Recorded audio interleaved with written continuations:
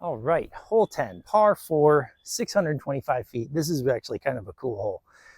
So as you probably saw on the sign, there is a creek that runs through. Your drive is probably going to end up just this side of the creek.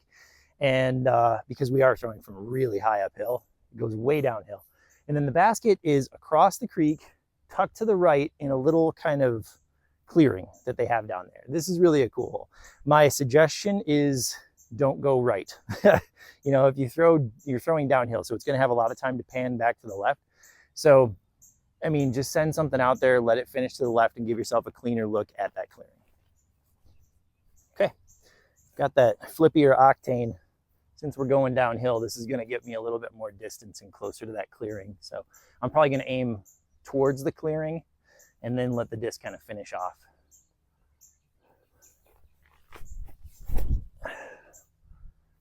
Okay, that's a good send. And yep, right where I wanted her. That's going to be nice. Okay, got a pyro. This was quite a drive. Didn't leave me with a whole much. I'm about 100 feet away. This turns corner pretty hard, so I'm going to try and get this a little left and let it come down at the basket. The basket is basically in line with that bell that's right there, just a little further back.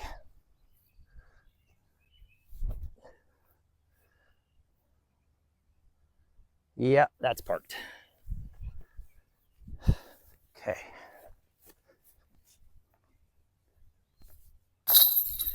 Stay in there. So I'll try to crawl out the backside.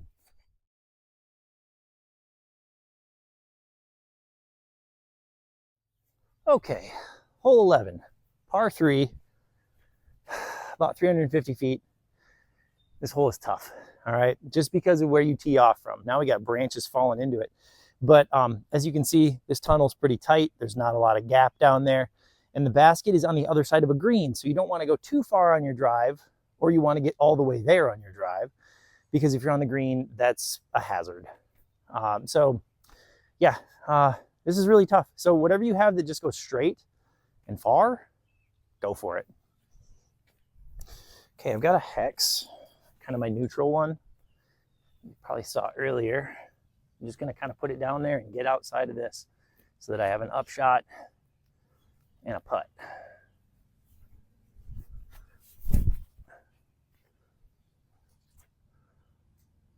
I'll fade off the green. Yeah, that should be fine. Didn't look too bad. All right, just a little kind of upshot, possibly running it. You never know. But yeah, just going to take a tempo, kind of forehand up there. And if I hit it, I hit it. But if not, I'm not upset. I wasn't on the green. Got out clean. Come on now. Okay, a little deep, but doable. Just inside the weeds here.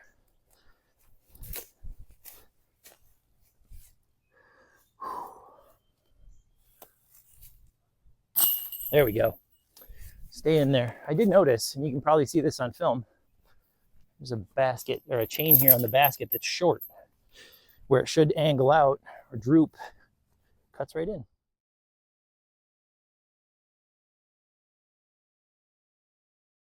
All right, this is hole 12, par 3, 312 feet. You may be able to see the basket way up there, where the trail kind of goes up. Basket is on the other side of a path, and there's woods around the back side of it, and up here in the front, it kind of bumps out. There are some branches that hang over the top. So your hyzer line is kind of blocked by these trees. So if you have something that can kind of swing out and come back, it's probably your best way to do it. Or just a really straight punch that can kind of stay low as it goes uphill. But yeah, this is an uphill shot. 312 is not what you're throwing. It's going to be more like 340 in the end.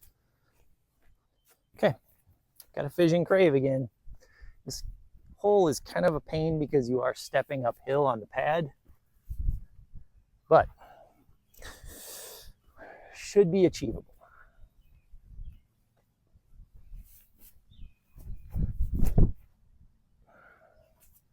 Come on, fade a little. She finished. Okay, putting from across the 2-track, but it's fine. All right, yeah, inside the circle from off the pad. Not upset about this at all. It's only like a 25-footer maybe, a little uphill. Oh, okay. Yeah, we'll take it. I'll take lucky over good if I got to.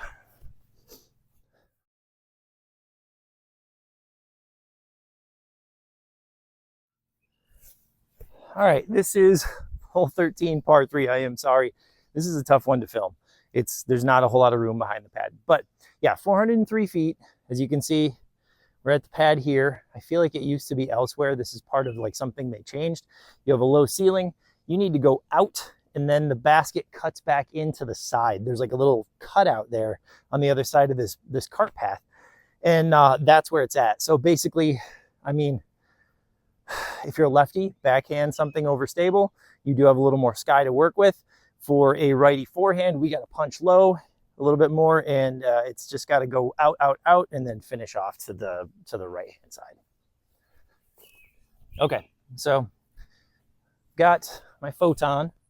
I'm just going to point it down on like the trees at the end of that kind of bit on the left hand side, and just let her fade after that, because you just don't want to go right and you don't want to go left.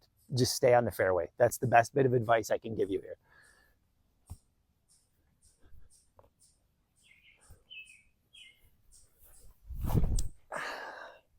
That should be pretty good, actually.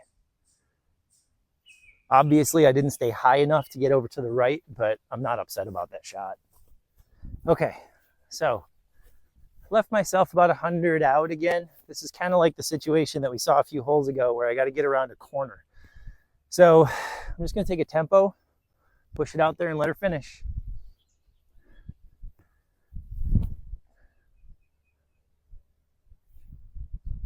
Okay, should be fine. It sounded like it hit some taller stuff, but right there on the edge shouldn't be a bad putt. Okay, yeah, I'm literally just inside these weeds right here. You can see why you don't want to go too deep. Back there gets a little wild.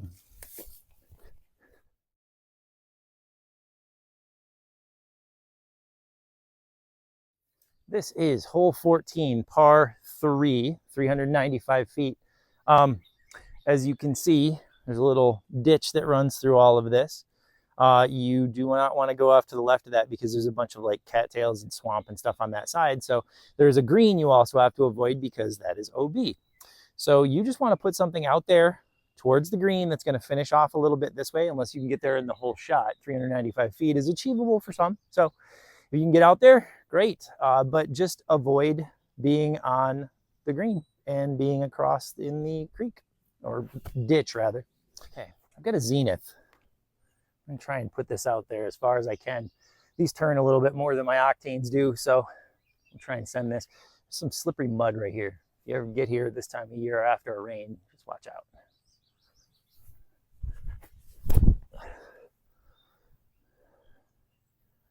Get off the green, side of the green. Okay, little upshot from there. Not impossible. Okay, I'm in jump putt range. Maybe a little bit out, but at least put it up there.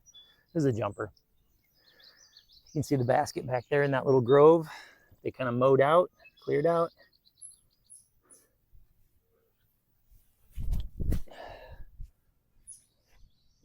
Okay, and it was actually pretty close. It was almost on point.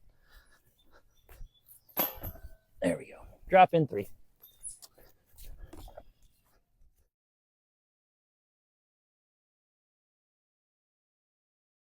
Okay, this is hole 15, par 3, 235 feet. Wind is going to be a factor on this one because it sweeps through this gully or valley.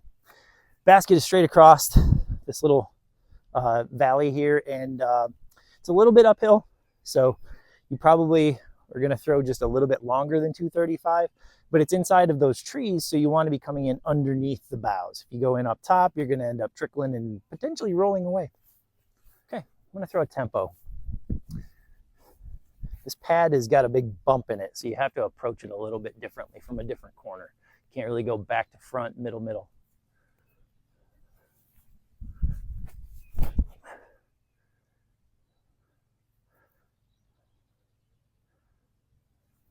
Yeah, been better.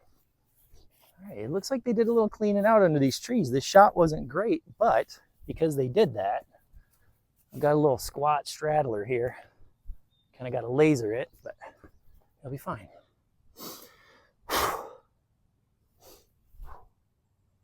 Let's go. Let's freaking go.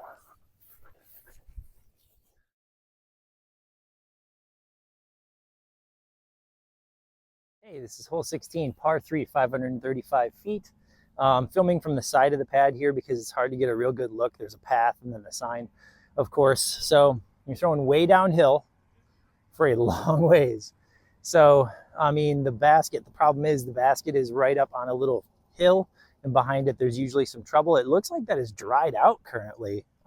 They've kind of cleared it out, so we'll kind of see how that goes. But yeah, just send something far, and just, if you have room for hyzers. So, I mean, any way you want to get there, do it.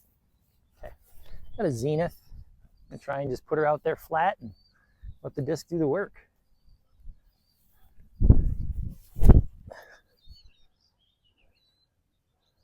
Now fight. Got to come back. Okay, I don't hate that. Caught in a tree a little bit, but that was pretty good. Okay. Made it to run it distance. There is some stuff that was cleared out behind it that's kind of new, but we'll see. We'll give it kind of a half-hearted bid because the comebacker might not be great with that uphill.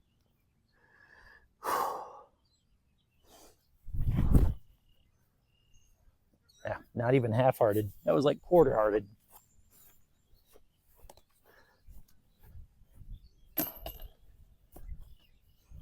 Another drop in 3.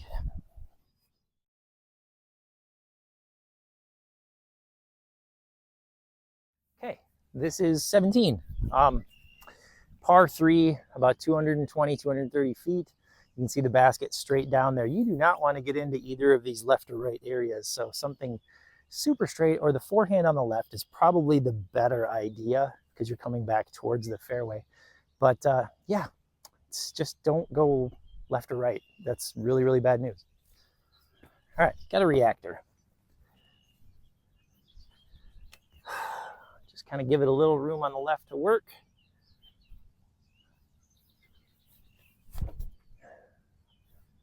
Go in. Oh, that's pretty good. Okay, about 10 feet.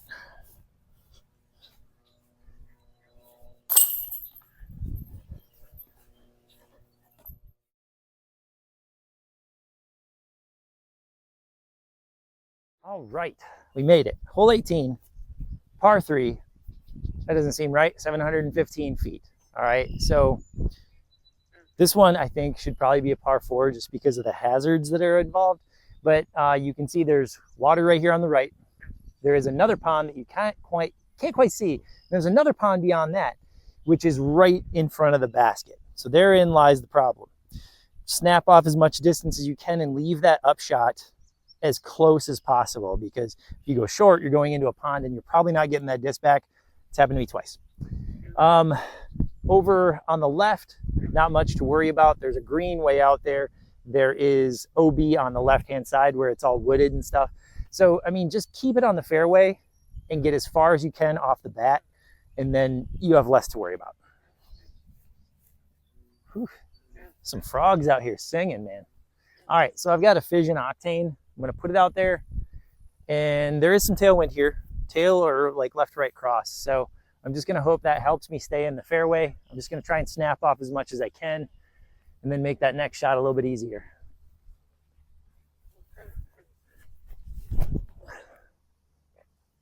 Okay.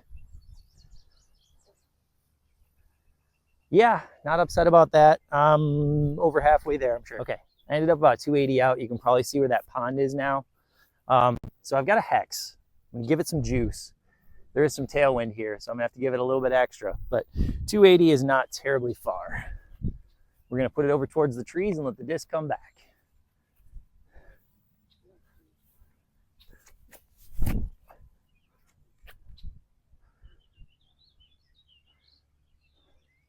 Yeah, I'm cool with that. Cool with it for sure.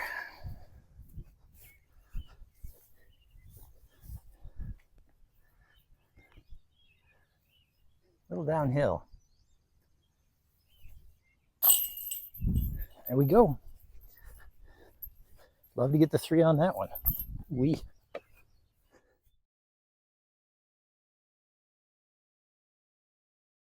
All right, guys. So that's the south course at Pine Hills, or north. I get them mixed up. It's the red course. We'll call it the red course because that's what they do on their scorecards. So, yeah, the question always is, should you play here? And the answer again is abso-freaking-lutely. This place is fantastic. You do have to contend with the golfers every once in a while. Give them the right of way. They'll get through.